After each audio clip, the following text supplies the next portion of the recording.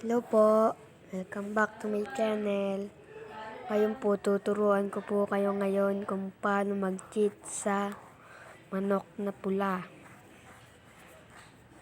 Ano pa natin gawin? Punta po sa Chrome. I-search po natin ay Happy Mood.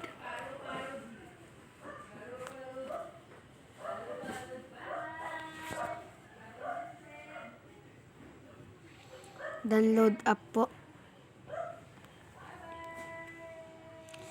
Ako po, ina-download ko na po yan, kaya hindi ko na po yan i-download.